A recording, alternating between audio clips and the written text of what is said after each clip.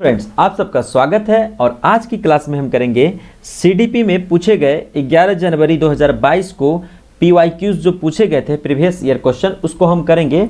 वो बहुत ही most important है क्योंकि एग्जाम में बार बार उसे पूछा जाता है। तो पहला प्रश्न पे चलते हैं। देखिए, पहला प्रश्न क्या कह रहा है कि एक बच्चे की विकास की प्रगति को उसी उम्र के बच्चों के विकास की दर से तुलना करके सटीकता से मापा जा सकता है। जब वर्ड आपको मिल जाए कि सटीकता, कैसे आप ही बताओ। एक बच्चा का आप क्या देखें कि विकास की प्रगति देखें, उसके बेसिस पे आप उसी उम्र के किसी और बच्चों के विकास की दर को अगर आप तुलना करते हो तो कैसे आप उसको सटीकता से माप सकते हो? नहीं नाप सकते हो, क्योंकि सबका क्या होता है, विकास सबके लिए क्या होता है, अलग अलग होता है। रीजन क्या कह रहा है, विकास का स्वरूप व गति सभी बच्चों के लिए एक समान होता है। आप ही डेवलपमेंट का जो स्वरूप है सभी बच्चों के लिए एक समान थोड़ी होता है, तथा सभी संस्कृति परिवेश में समान रहता है नहीं। अलग अलग संस्कृति में डेवलपमेंट क्या होता है, अलग अलग होता है।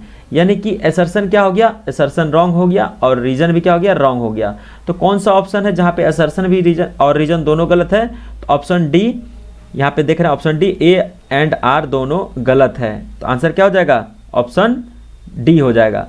नेक्स्ट क्वेश्चन पे चलते हैं हम। क्या कह रहा है नेक्स्ट क्वेश्चन, एक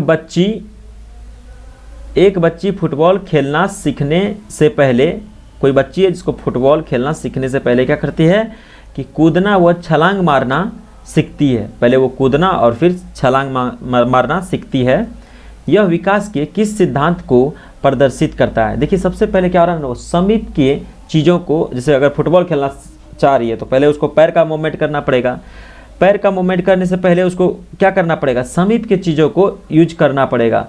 तो कौन सा हो जाएगा, समीप दूराभिमुखी। समीप दूराभिमुखी इसलिए होगा क्योंकि अगर वो पैर से फुटबॉल खेलना चाहता है तो उससे पहले वो क्या करेगा, कूदना सीखेगा और छलांग मारना सीखेगा। तो इसका आंसर हो जाएगा ऑप्शन बी। तीसरे सवाल पे देखिए, कह रहा है कि निम्नलिखित में से विकास के बारे में कौन सा कथन सही नहीं है? यहाँ पे हम विकास यानी कि डेवलपमेंट के बारे में पूरा डिटेल में पढ़ लेंगे। देखिए, पहला कह रहा है कि विकास आनुवांशिकता व पर्यावरण की अंतःक्रिया का उत्पाद है। विकास किस पे डेवलपमेंट डिपेंड करता है? डेवलपमेंट डिपेंड करता है एक तो आनुवांशिक पे और दूसरा क्या, वहाँ का पर्यावरण पे। दोनों के मल्टीप्लाई, मतलब पर्यावरण पे भी डिपेंड करता है और आनुवांशिकता पे भी डिपेंड करता है। विकास कुछ हद तक पूर्वानुमान लगाया जा सकता है। बिल्कुल, अगर हम विकास का चाहे तो हम कुछ हद तक पूर्वानुमान यानी कि पहले ही अनुमान हम लगा सकते हैं कि कौन बच्चा कैसा होगा, लेकिन सटीक बोले तो नहीं, सटीक हम नहीं लगा सकते हैं। विकास की दर एक समान और सार्वभौमिक है। ऑप्शन सी क्या कह रहा है कि विकास का दर एक समान और सार्वभौमिक है, ये गलत हो जाएगा। विकास की दर कभी भी एक समान नहीं होते हैं, सब बच्चे का विकास क्या होता है, अलग अलग होता है। ऑप्शन, और हमसे क्या पूछा है, नहीं, तो यही ऑप्शन सी ही क्या हो जाएगा, हमारा राइट आंसर हो जाएगा।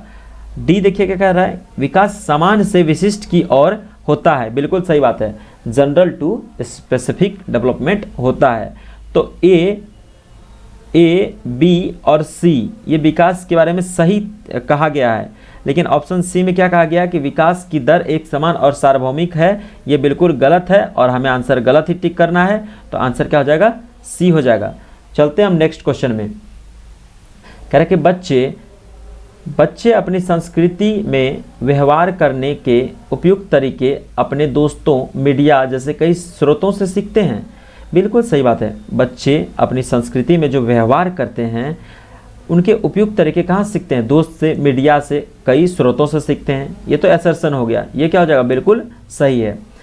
रीजन क्या कह रहा है कि समाजीकरण एक प्रक्रिया है जो बहुत से औपचारिक व अनौपचारिक साधनों के जरिए सीखा जा सकता है।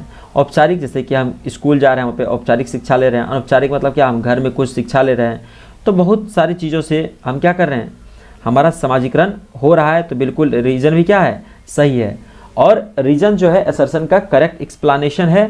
तो आंसर क्या इसका हो जाएगा, 4 का ए, क्योंकि ऑप्शन ए में क्या है, ए एंड आर दोनों सही हैं और आर सही व्याख्या करता है ए की। अब चलते हैं हम नेक्स्ट क्वेश्चन में। क्वेश्चन क्या कह रहा है कि मूर्त संक्रियात्मक अवस्था के बच्चों के लिए एक शिक्षिका को, अगर हम किसी इस अवस्था के बच्चों को पढ़ा रहे हैं जो कि मूर्त संक्रियात्मक अवस्था में है के बच्चों के लिए शिक्षिका को क्या करना चाहिए? शिक्षिका को वस्तुओं और विचारों को बढ़ते हुए जटिलता के क्रम में वर्गीकृत करने के मौके मुहैया कराना चाहिए। जब ऑप्शन बी को आप देखोगे ये बिल्कुल सटीक सही आंसर है, क्योंकि देखिए हमें क्या किसके बारे में बताना है? मूर्त संक्रियात्मक अवस्था के बारे में। तो वस्तुओं और विचारों को बढ़ते हुए जटिलता के क्रम में वर्गीकृत करने के मौके मुहैया कराने चाहिए। ऑप्शन बी राइट हो जाएगा। नेक्स्ट क्वेश्चन में चलते हैं। सी 6 क्वेश्चन क्या कह रहा है कि जीन पियाजे के संज्ञात्मक विकास के किस चरण पर बच्चा समझ बना लेता है कि प्रतीकों का इस्तेमाल वस्तुओं को प्रतिनिधित्व करने के लिए किया जा सकता है। अगर बच्चे के सामने साइकिल नहीं है तब भी साइकिल शब्द सुनकर उसके मस्तिष्क में एक प्रतिबिंब बन जाता है। कौन सा अवस्था में है वो अवस्था है क्या? पूर्व संक्रियात्मक अवस्था। पूर्व संक्रियात्मक अवस्था। नेक्स्ट क्वेश्चन क्या है? कह रहे कि आनव 3 अंकों की संख्याओं को जोड़ करने में अकेले संघर्ष करता है। आनव कोई बच्चा है जो 3 अंकों की संख्या को जोड़ने में क्या करता है कि संघर्ष कर रहा था, उससे नहीं हो पाता है, किंतु शिक्षिका की मदद से वो ऐसा करने में सक्षम है। लेव वाइगोस्की के सिद्धांत के अनुसार यह क्या दर्शाता है? आप देखिए, जैसे आप साइकिल चलाते हैं, साइकिल आप नहीं चला पाते हैं, लेकिन भाई बहन जो है आपकी बड़की भाई बहन पापा मम्मी जब आपको सहायता करते हैं, पकड़ के बैलेंस बनाते हैं, तो धीरे धीरे आप साइकिल चलाना सीख जाते हैं। ठीक उसी प्रकार इसको 3 अंक का क्या कि जोड़ में दिक्कत हो रहा है, तो उसके शिक्षिका उसकी हेल्प करेगी। तो ये कौन सा अवधारणा है, कौन सा कंसेप्ट है? तो ये देखिए क्या है, समीप विकास का क्षेत्र यानी कि ZPD, zone of proximal development. Answer क्या हो जाएगा? आंसर ए हो जाएगा। नेक्स्ट क्वेश्चन देखते हैं क्या कह रहा है। लेव वाइगोस्की के अनुसार अधिगम क्या है? लेव वाइगोस्की के अनुसार अधिगम क्या है? तो अधिगम है ज्ञान के निर्माण की सक्रियता। लेव वाइगोस्की जो कि क्या लैंग्वेज को वैल्यू दिए हैं, सोशल को वैल्यू दिए हैं, समाज को वैल्यू दिए हैं, उनके अनुसार लर्निंग क्या है? ज्ञान के निर्माण की सक्रियता को ही उन्होंने लर्निंग कहा है। ऑप्शन ए क्या हो जाएगा? Option A right answer. चलते हैं नेक्स्ट में। आसना अच्छा करती है क्योंकि वह दूसरों द्वारा अच्छा देखा जाना चाहती है। आसना कोई बच्ची है जो कि वो अच्छा करती है क्योंकि ताकि वो सोचती है कि लोग उसको अच्छे नज़रिए से देखें।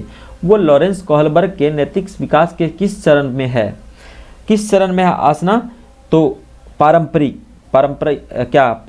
चला आ रहा है ना कि जो बच्चा अच्छा करता है उसको लोग अच्छा मानते हैं। कोई पढ़ने में होशियार है या फिर चोरी चपाटी नहीं करता है तो लोग उसको अच्छा मानते हैं। तो इसी तरह आसना अच्छा करती है ताकि वो क्या सोचती है कि लोग वो दूसरों द्वारा अच्छा देखा जाना चाहिए। वो लॉरेंस कोहलबर्ग के नैतिक विकास के किस चरण में है? तो पारंपरिक में है। Option B is right. Next question पे चलते हैं। करा प्रगतिशील कक्षा, प्रगतिशील शिक्षा में क्या होता है? प्रगतिशील शिक्षा में सीखने का स्वरूप सामाजिक होता है। जब हम किसी चीज़ को सीखते हैं सामाजिक तौर पे तो क्या होता है कि सबका उसमें इन्वॉल्वमेंट होता है, एक्टिवनेस होता है, और ऐसे शिक्षा को क्या बोलेंगे हम? प्रगतिशील शिक्षा कहेंगे। तो option A right answer. Next question पे चलते हैं। राष्ट्रीय शिक्षा नीति 2020 किस पर बल देती है? जो नया शिक्षा नीति बना है 2020, ये किस पर बल देती है?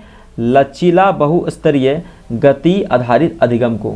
ये क्या कहता है कि लचीला बनाओ, शिक्षा को क्या बनाओ? लचीला बनाओ, बहुस्तरीय गति आधारित अधिगम। बहुस्तरीय मतलब अलग अलग तरह का क्या होना चाहिए? उसमें गति होना चाहिए, खेल कूद होना चाहिए, गाना बजाना होना चाहिए, घूमना फिरना होना चाहिए। इसके साथ बच्चों को पढ़ाई कराना जाना चाहिए। कौन बोल रहा है? ये राष्ट्रीय शिक्षा नीति 2020 का कहना है। तो ऑप्शन ए राइट आंसर। अब हम चलते हैं नेक्स्ट क्वेश्चन में। क्या कह रहा है? निम्नलिखित में से कौन सी विशेषता हार्वर्ड गार्डनर द्वारा प्रतिपादित अंतर्व्यक्तित्व वृद्धि का आरेख करती है? अंतर्व्यक्तित्व मतलब क्या हो गया कि दूसरों के विचारों व इच्छाओं की समझने की क्षमता। अंतर मतलब दूसरों के साथ, दूसरों के विचारों व इच्छाओं की समझने की क्षमता क्या कहलाता है? अंतर्व्यक्तित्व वृद्धि का आलेख करती है। ऑप्शन क्या हो जाएगा? सी। नेक्स्ट देखिए क्या कहेगा। वाइगोस्की के संरचनावाद में किसकी भूमिका अहम है? वाइगोस्की जो थे उन्होंने संरचनावाद का जो कंसेप्ट दिया था, इसमें किसकी भूमिका अहम है? तो भाषा का। बार बार देखिए, जहाँ बाइगोस्की साहब आएंगे वहाँ लैंग्वेज, वहाँ समाज, जेडपीडी, स्केप फोल्डिंग, ये सब वर्ड उनका ही दिया देन है। तो 13 का क्या हो जाएगा, ए हो जाएगा। नेक्स्ट क्वेश्चन पे चलते हैं। कह रहा कि बच्चों के सीखने का आकलन करने के लिए एक शिक्षिका को किन तरीकों को इस्तेमाल करना चाहिए, किन तरीकों का इस्तेमाल करना चाहिए शिक्षिका को। 14 का क्या हो जाएगा आंसर, सी। क्यों होगा बताते हैं। कक्षा में की गई अंतःक्रिया, एक शिक्षिका जो है बच्चों के सीखने का आकलन अगर करना चाहती है तो एक शिक्षिका को किन तरीकों का इस्तेमाल करना चाहिए। कक्षा में की गई अंतःक्रिया को ध्यान में रखना चाहिए, परियोजना को ध्यान में रखना चाहिए, पोर्टफोलियो को ध्यान में रखना चाहिए, आत्म आकलन को भी ध्यान में रखना चाहिए। यानी कि ये चारों चीज़ क्या है, आकलन के लिए मोस्ट इंपॉर्टेंट है। और ये किस ऑप्शन में है, सी में है, तो यही इसका आंसर हो जाएगा। राष्ट्रीय शिक्षा नीति 2020 के अनुसार मूल्यांकन का उद्देश्य किसकी जानकारी देता है। मूल्यांकन का उद्देश्य किसकी जानकारी देता है। विद्यार्थी को कक्षा में व कक्षा के बाहर कैसे सहायता दी जा सकती है। बच्चों को सिर्फ कक्षा के अंदर ही हमारी रिस्पॉन्सिबिलिटी नहीं है एज ए टीचर, हमारी रिस्पॉन्सिबिलिटी है कि वो कक्षा के बाहर भी उनकी सहायता करके उनके जीवन को उज्जवल बनाना। ठीक है, तो आंसर कौन सा हो जाएगा, ए। एनपी यानी कि राष्ट्रीय शिक्षा नीति, नेशनल एजुकेशन पॉलिसी 2022 के अनुसार मूल्यांकन का उद्देश्य किसकी जानकारी देता है। विद्यार्थी को कक्षा में व कक्षा के बाहर कैसे सहायता दी जा सकती है। नेक्स्ट क्वेश्चन पे चलते हैं। निम्नलिखित में से कौन सी प्रथा समावेशन में बाधक है। कौन सी प्रथा समावेशन में बाधक है। ऑप्शन बी देखिए, सामग्री को केवल कुछ विद्यार्थियों की ज़रूरतों को पूरा करने के लिए डिजाइन किया गया है। ये क्या है, एक बाधक है, क्योंकि इसमें क्या है, कुछ विद्यार्थियों की ज़रूरतों को पूरा करने के लिए, जबकि एज ए टीचर हमें क्या करना चाहिए, सभी विद्यार्थियों की ज़रूरतों को पूरा करने के लिए हमें स्टेप लेना चाहिए। तो ऑप्शन कौन सा हो जाएगा, option B is right. Next question पे चलते हैं। निम्नलिखित में से कौन हाशिए के समूहों के विद्यार्थियों को शामिल करने में बाधा उत्पन्न करता है। हाशिए, तो इसका हो जाएगा सामाजिक वर्तिकाग्र। निम्नलिखित में से कौन हाशिए के समूहों के विद्यार्थियों को शामिल करने में बाधा उत्पन्न करता है, सामाजिक वर्तिकाग्र। 17 का क्या हो जाएगा, डी आंसर हो जाएगा। और 18 का क्या पढ़ते हैं। निम्नलिखित में से कौन सी अधिगम अक्षमता सुसंगत रूप से लिखने की क्षमता को सीधे प्रभावित करती है। देखिए, लिखने का संबंध किससे है, ग्राफ से है। ठीक है, और अच्छे से जब हम नहीं लिख पाते हैं तो उसको क्या कहेंगे, डिसग्राफिया कहेंगे। क्या कहेंगे, डिसग्राफिया कहेंगे। अगर कैलकुलेशन में प्रॉब्लम रहा है, मैथ का हम कैलकुलेशन नहीं कर पा रहे हैं, तो डिसकैलकुलिया हो जाएगा। ठीक है, आंसर क्या हो जाएगा मेरा 18 का बी, डिसग्राफिया। नेक्स्ट क्वेश्चन पे चलते हैं। कह रहा है निम्नलिखित में से कौन सा अभ्यास श्रवण विद्यार्थियों के सफल समावेशन में बाधा उत्पन्न करेगा। श्रवण विद्यार्थियों के सफल क्या है कि सफल समावेशन में बाधा उत्पन्न करेगा। ऑप्शन बी देखिए, विद्यार्थियों को मौखिक परीक्षा के बजाय लिखित परीक्षा दे।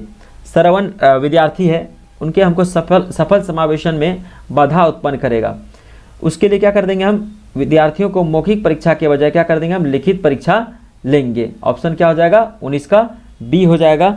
और आज का लास्ट क्वेश्चन 20 नंबर क्या कह रहा है कि निम्नलिखित में से प्रतिभावान विद्यार्थी की विशेषता कौन सी है। जो बहुत इंटेलिजेंट बच्चे होते हैं, जिसका IQ बहुत हाई होता है, उनका पहचान क्या है, धीमी समझ नहीं भाई, बहुत हीरो जैसे समझते हैं वो। और जिज्ञासा की कमी नहीं, उसमें बहुत जिज्ञासा होती है। सोच में सटीकता की आवश्यकता होती है, बिल्कुल उनकी सोच में क्या होता है, सटीकता की आवश्यकता होती है। आसान कार्यों को चुनने की प्रवृत्ति नहीं, वो क्या करेंगे, वो बड़े बड़े टास्क बनाएंगे, आसान वाला काम वो नहीं करते हैं। तो ऑप्शन ए गलत, ऑप्शन बी गलत। आंसर कौन सा हो जाएगा, आंसर बिल्कुल सी सही हो जाएगा। दोस्तों, अगर आपको वीडियो पसंद आया तो वीडियो को लाइक कीजिए, चैनल शेयर कीजिए और चैनल को सब्सक्राइब कीजिए। थैंक यू मेरे प्यारे दोस्तों। अगर आपको इसका PDF चाहिए तो मैं टेलीग्राम चैनल का लिंक डिस्क्रिप्शन में ऐड कर दूंगा, आप टेलीग्राम चैनल से इसका PDF ले सकते हैं। मेरे साथ बने रहने के लिए आप सबका बहुत बहुत धन्यवाद।